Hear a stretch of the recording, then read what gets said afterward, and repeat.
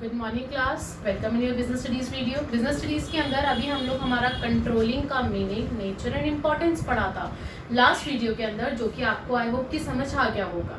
अब हम लोग इस वीडियो के अंदर क्लास अपना कंटिन्यू कर रहे हैं सेम चैप्टर, और हमने हमारा नेक्स्ट टॉपिक उठाया है, that is your controlling process. अब ये कंट्रोलिंग प्रोसेस क्या होता है और कैसे होता है कंपनीज ऑर्गेनाइजेशंस के अंदर, हम वो सीखेंगे।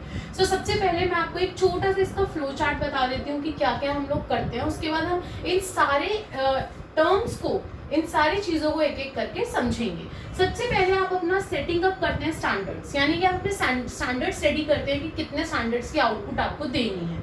उसके बाद मेजर करते हैं अपने परफॉर्मेंस को, measuring of performance. After that you are comparing performance with standard. उसके बाद आप लोग अपने परफॉर्मेंस को और स्टैंडर्ड्स के साथ कंपेयर करते हैं। आफ्टर दैट एनालाइज करते हैं डेविएशन, कि क्या डिफरेंस आ रहा है।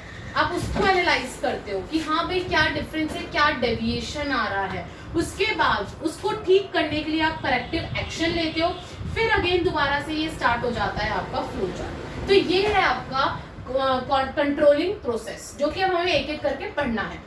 सबसे पहले मैंने उठाया है सेटिंग अप ऑफ स्टैंडर्ड। इसके अंदर हम लोग क्या करते हैं, ध्यान से सुनिएगा क्लास। मैंने ये इतना इसलिए लिखा है ताकि आप लोगों को नोट्स बनाने की अलग से जरूरत ना पड़े। आप लोग अगर इसी को उतार के इसी को पढ़ते हैं, इसी को अच्छे से रिवाइज करते हैं और यही अगर एग्जाम में लिख कर आते हैं, कोई प्रॉब्लम नहीं है, you are getting a marks और the full marks.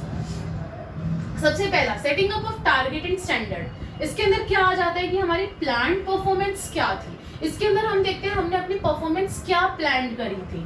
Means target with which the actual performance is compared, जिसके अंदर हम लोग हमारी एक्चुअल परफॉर्मेंस के साथ हमारी परफॉर्मेंस को कंपेयर करें।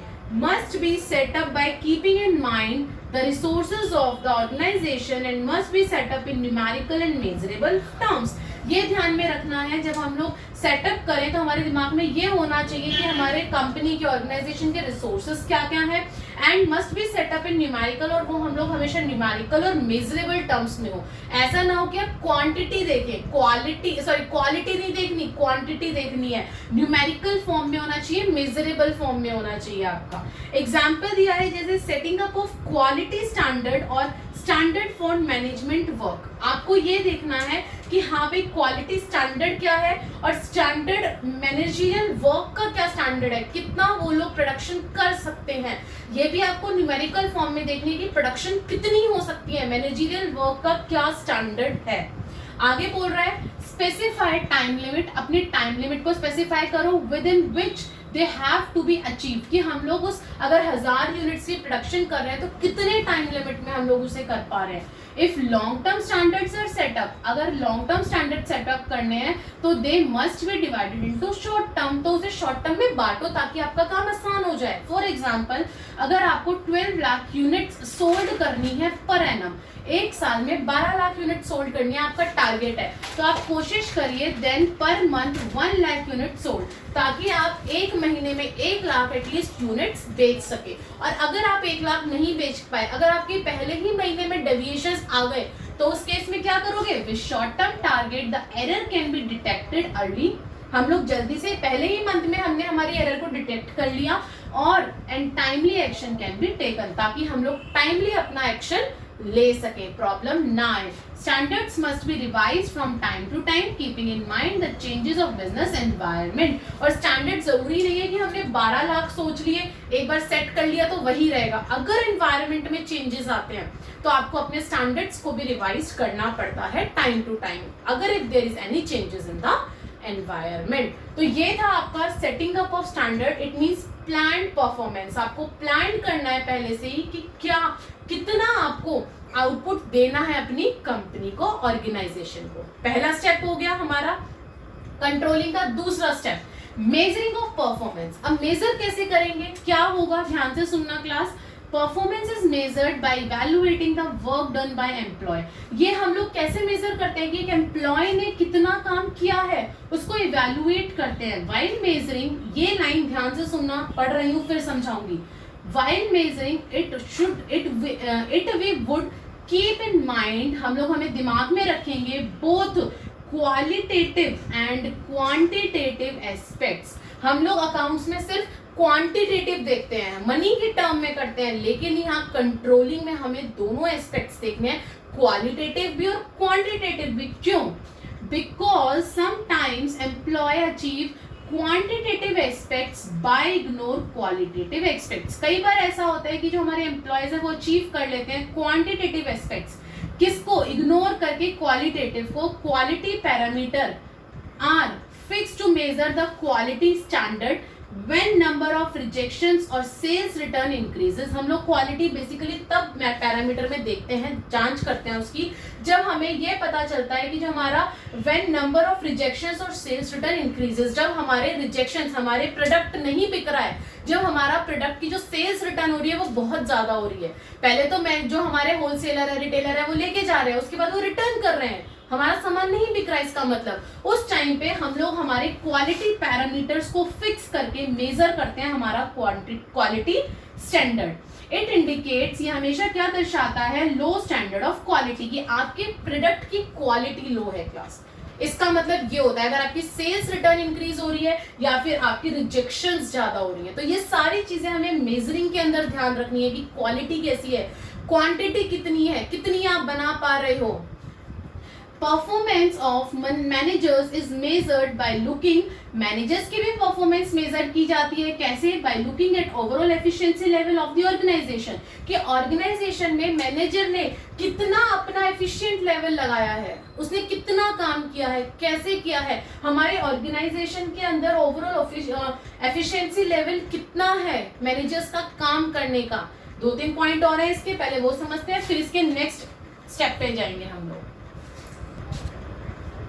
यस क्लास, हम लोग हमारी एक परफॉर्मेंस मेजर कर रहे थे। अभी हमने पढ़ा कि हमें दोनों एस्पेक्ट्स को लेके चलना है, क्वांटिटेटिव भी और क्वालिटेटिव भी। अब देखिए परफॉर्मेंस, अगर हम रिसर्च एंड डेवलपमेंट डिपार्टमेंट की बात करें तो मेजर्ड किससे होती है?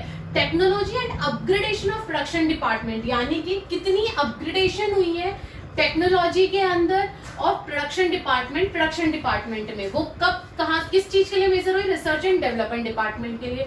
वहीं पे अगर हमें परफॉर्मेंस फाइनेंशियल डिपार्टमेंट की देखनी है तो वो कैसे मेजर होगी? Checking the solvency and liquidity ratio.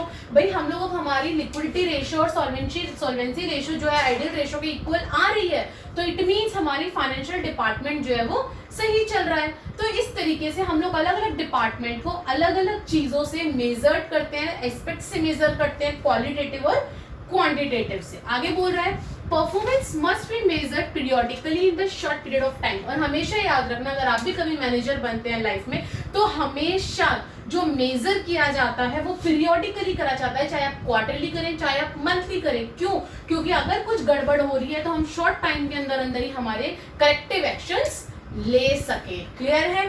Third step पे आते हैं अब हमारे, हमने पहले 2 स्टेप कर लिए, plan performance, setting up standards देख लिया, आफ्टर दैट हम लोगों ने हमारा मेजरिंग पढ़ लिया। अब तीसरा स्टेप कह रहा है that you have to compare performance against standard. अब आपको कंपेयर करने हैं अपने परफॉर्मेंस स्टैंडर्ड से। कैसे? You have to compare actual performance with plan performance और standard, both match controlling end. अगर दोनों मैच कर रहे तो उससे अच्छा तो कुछ है ही नहीं, कंट्रोलिंग एंड। बट डेविएशन और if there is deviation or mismatch, अगर डेविएशन आ गया या मिसमैच या डिफरेंस आ गया, manager tries to find out reason for that difference so that he can take timely action to bring it on track according to plan। लेकिन अगर वो देखो, अगर हाँ भाई मैच हो गया, 1000 प्रोडक्ट की प्रोडक्शन करनी थी, 1000 हो गई, मैच हो गया, कोई प्रॉब्लम नहीं है, फिर हम लोग दोबारा से हमारे उसके ऊपर चले जाएंगे, प्लान परफॉर्मेंस के ऊपर, दोबारा कंट्रोलिंग प्रोसेस स्टार्ट हो जाएगा। लेकिन अगर मिसमैच हो गया तो हम लोग क्या करेंगे? अगर मिसमैच हो जाता है तो उस केस के अंदर हम लोग, मैनेजर क्या कोशिश करता है, देखता है कि गलती कहाँ से हुई है और उस गलती को वहां से ठीक करने की कोशिश करता है according to their plan. The next step is your analysing deviation. अब जो डिफरेंसेस आ गए, मिसमैच हो गया, डिफरेंसेस आ गए, एनालाइज भी तो करोगे, गलती भी तो ढूंढोगे, कहाँ गलती करी है, मैनेजर ने करी है, मैनेजर गलती भी ढूंढेगा, एम्प्लॉय ने करी है, मशीन्स की वजह से गड़बड़ हुई है, किसकी वजह से ये डिफरेंसेस आए हैं। So all deviations need to be bought to the notice to top management. सारे डेविएशंस टॉप मैनेजमेंट के पास जाएंगे कि कहाँ कहाँ डेविएशन आए हैं। Range of deviation established, cases beyond range should be bought to knowledge of the top level management, यानी कि सारी की सारी डिटेलिंग, सारी रेंज, सारी चीजें किसके नॉलेज में चली जाएंगी? टॉप लेवल मैनेजमेंट की। भाई जो मालिक है उसको तो सब कुछ बताना पड़ेगा।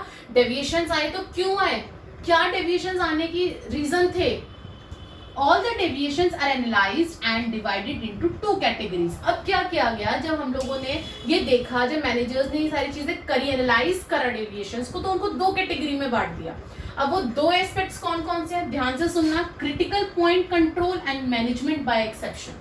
दोनों में फर्क क्या है कि फोकस जो क्रिटिकल पॉइंट कंट्रोल है उसके अंदर हम लोग फोकस रखते हैं हमारे की एरियाज पे, यानी कि इंपॉर्टेंट एरियाज पे which have impact on whole organisation, जहां से जिस एरिया से आपके पूरे ऑर्गेनाइजेशन के ऊपर इम्पैक्ट पड़ता है। अंडर दिस अप्रोच, इस अप्रोच में the deviation which are critical nature are focused immediately. जो क्रिटिकल होती है, जैसे कहते हैं ना कि हाँ भाई अब भाई इस पर्सन की हालत तो बहुत क्रिटिकल है, उसी तरीके से ऑर्गेनाइजेशन के अंदर होता है कि जिस डिपार्टमेंट में क्रिटिकली सिचुएशन चल रही होती है, सिचुएशंस, उसको सबसे पहले फोकस, इमीडिएटली फोकस किया जाता है। फॉर एग्जाम्पल प्रोडक्शन कॉस्ट है और पोस्टल कॉस्ट है, दो तरीके की कॉस्ट होती है आपकी। प्रोडक्शन कॉस्ट एकदम से बढ़ गई 5 रुपए पर यूनिट, इंक्रीज हो गई, हाई हो गई मार्केट के अंदर, वहीं पे पोस्टल कॉस्ट 10 रुपए बढ़ गई, तो जो आपका ऑर्गेनाइजेशन है वो कहाँ ध्यान देगा? इमीडिएटली प्रोडक्शन कॉस्ट पे ध्यान देगा। क्यों? क्योंकि प्रोडक्शन कॉस्ट से उसके ओवरऑल होल ऑर्गेनाइजेशन पे इम्पैक्ट पड़ रहा है, और वो हो गई तो इसका मतलब कहीं ना कहीं प्रॉब्लम क्रिएट हो गई। लेकिन जो पोस्टल कॉस्ट है, अगर वो इंक्रीज होती है तो उसे इग्नोर कर दिया जाता है। क्यों इग्नोर कर दिया जाता है? इनकर्ड रियली, कभी कभी होती है, manager have to control over it, यानी कि मैनेजर इस पे इतना ध्यान नहीं देता क्योंकि कभी कभी होती है। लेकिन जो प्रोडक्शन कॉस्ट है उसका बढ़ना, ये होल ऑर्गेनाइजेशन के लिए प्रॉब्लम क्रिएट कर सकती है। नीड टू फोकस अर्जेंटली, हमें जल्दी से जल्दी फोकस करना है। Manager try to find out reason because it will effect the profit of the organisation, जिससे हमारे ऑल ओवर द प्रॉफिट के ऊपर इम्पैक्ट पड़ेगा ऑर्गेनाइजेशन के ऊपर। तो इसीलिए इस क्रिटिकल पॉइंट, क्रिटिकल से नाम समझ जाओ कि जहां पे जिस ऑर्गेनाइजेशन के डिपार्टमेंट में आपका क्रिटिकल सिचुएशन चल रही है, जिससे आपकी होल ओवर द ऑर्गेनाइजेशन के ऊपर इम्पैक्ट पड़ रहा है, वहां पे सबसे पहले ध्यान दिया जाएगा, कंट्रोल किया जाएगा। दूसरा मैनेजमेंट बाय एक्सेप्शन, इसके अंदर क्या कह रहा है? In this approach minor deviations are ignored beyond a specific limit. एक लिमिट तक कुछ जो आपके डेविएशंस आ रहे हैं, माइनर डेविएशंस, छोटे छोटे डेविएशंस आ रहे हैं, उनको इग्नोर कर दिया जाता है।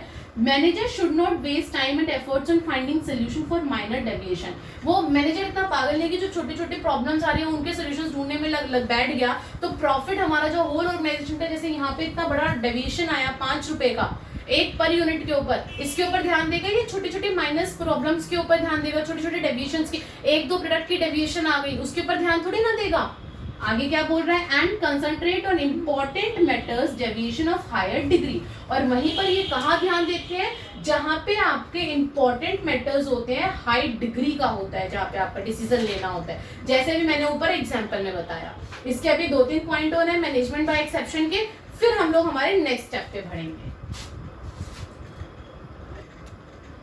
Yes class, management by exception हम लोग पढ़ रहे हैं, उसका मैंने यहाँ पे एक एग्जांपल भी लिया है। अभी मैंने आपको समझाया कि छोटे छोटे डेविएशंस पे ध्यान नहीं दिया जाता ऑर्गेनाइजेशन के अंदर। हाँ, अगर बड़ा डेविएशन हो रहा है जिसके ऊपर, जिससे हमारे प्रॉफिट के ऊपर इफेक्ट पड़ रहा है, बिल्कुल ध्यान दिया जाएगा। देखो जैसे एग्जाम्पल प्रोडक्शन कॉस्ट है, अगर आपकी प्रोडक्शन कॉस्ट 2 रुपए से बढ़ रही है तो उसको इग्नोर कर दिया जाएगा कि यार कोई बात नहीं, थोड़ा बहुत ऊपर नीचे चलता है। लेकिन अगर आपकी प्रोडक्शन कॉस्ट 6 रुपए से बढ़ गई एकदम, यानी कि आपके प्रॉफिट के ऊपर कितना इफेक्ट पड़ा, तो इस केस में manager try to find out reason for deviation. Manager कोशिश करेगा रीजन जानने की कि इस डेविएशन का रीजन क्या है।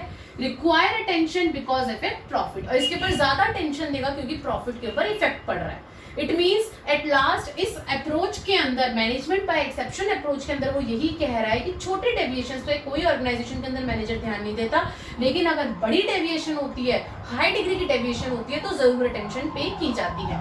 अब इसके कुछ एडवांटेजेस हैं, हम लोग पढ़ लेते हैं। एडवांटेजेस वैसे भी आपको समझ में आई गए होंगे जितना मैंने इसके बारे में आपको समझाया उससे। पहला, save time and efforts of manager. अब वो 2 रुपए के पीछे थोड़ी ना अपना टाइम और एफर्ट्स वेस्ट करेगा, तो उससे क्या होता है? सेव होता है टाइम और efforts.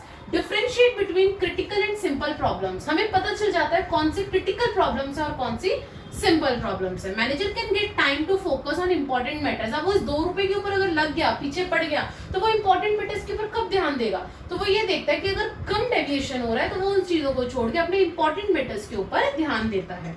Routine problems are left to subordinates. जो रूटीन प्रॉब्लम्स होती है वो कई बार सबऑर्डिनेट्स पे छोड़ दी जाती है कि आप देखिए आप कैसे हैंडल करेंगे, आप हैंडल करिए इस चीज को। तो हर चीज मैनेजर अपने सर पे लेके नहीं चलता है कि हाँ भी हर चीज मैनेजर अपने ऊपर लेके चलेगा।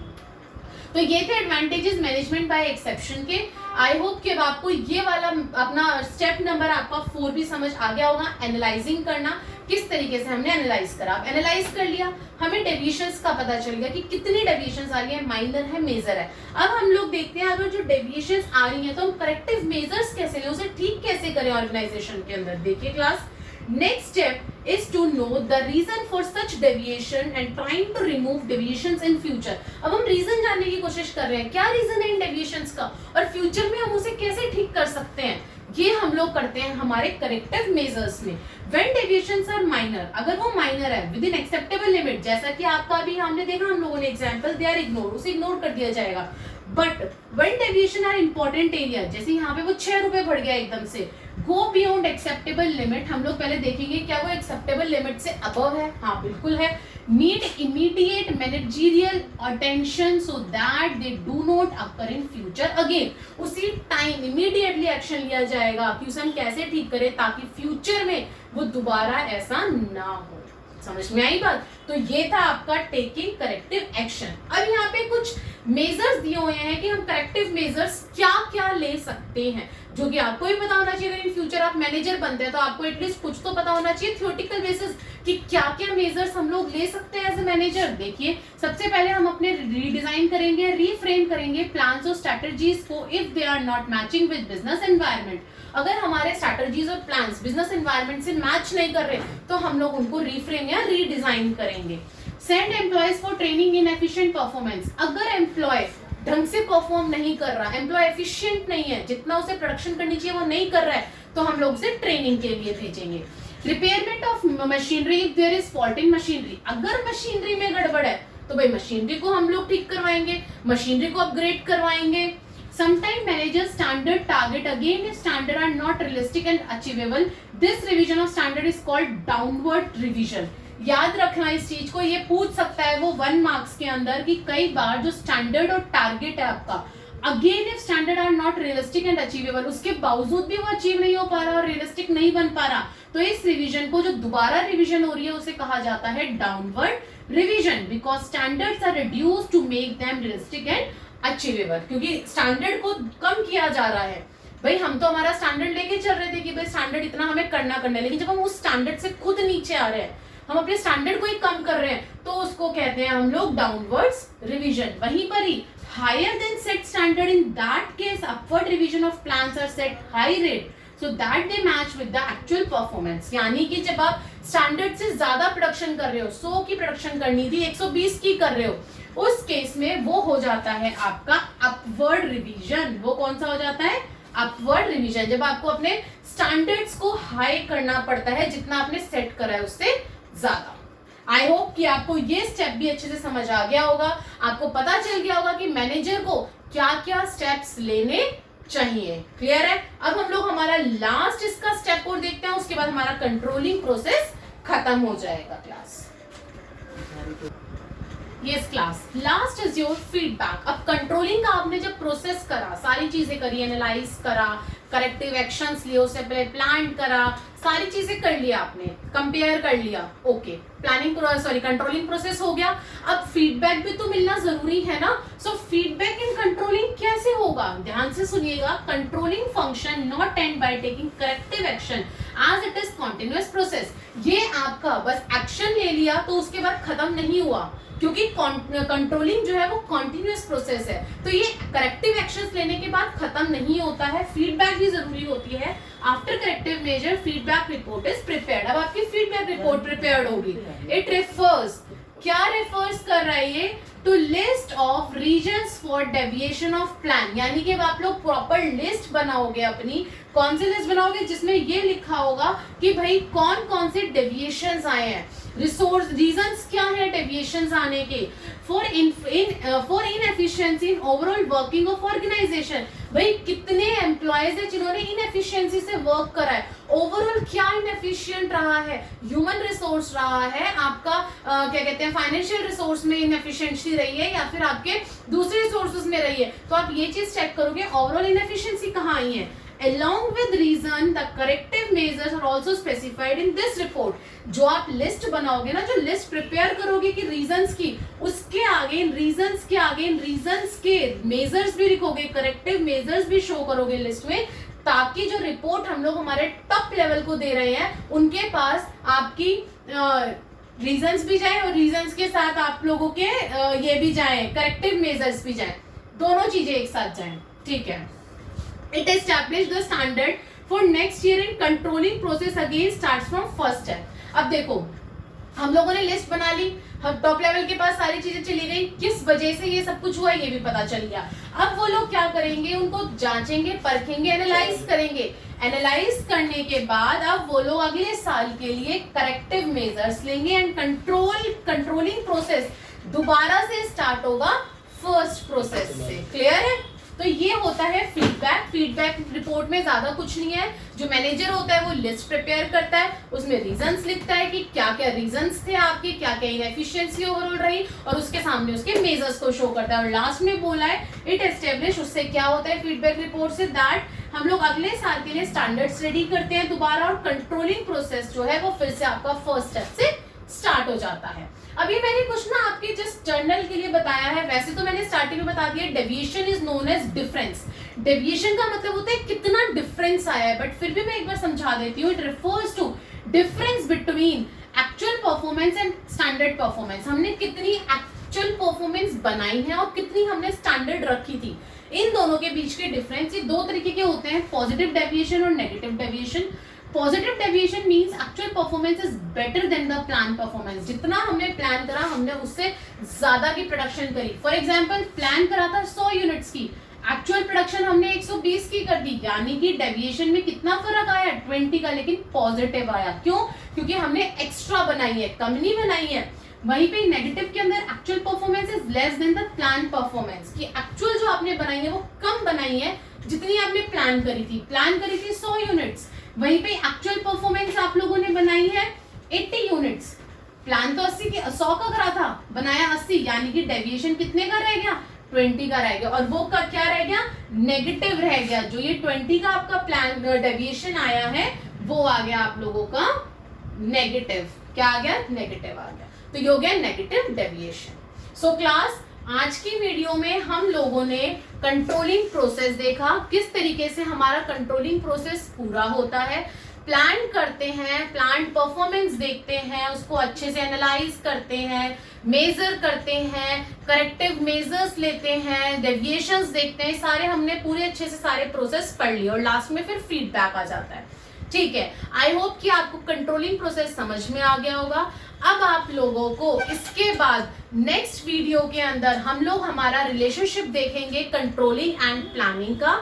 आपको लाइक, शेयर एंड सब्सक्राइब करना है इस चैनल को, ताकि आप लोग जो नेक्स्ट टॉपिक है आपका relationship between planning and controlling, जो कोविड-19 की वजह से 2020 बोर्ड्स एग्जाम में कैंसिल कर दिया गया है, बट इट्स नॉट कंफर्म्ड कि भाई ये आगे भी नहीं आएगा, सिर्फ इस साल के लिए इसको हटाया गया है। तो हम पढ़ेंगे जरूर, समझेंगे जरूर, क्योंकि वो कंट्रोलिंग का पार्ट है। So please class, again I am saying like, share and subscribe.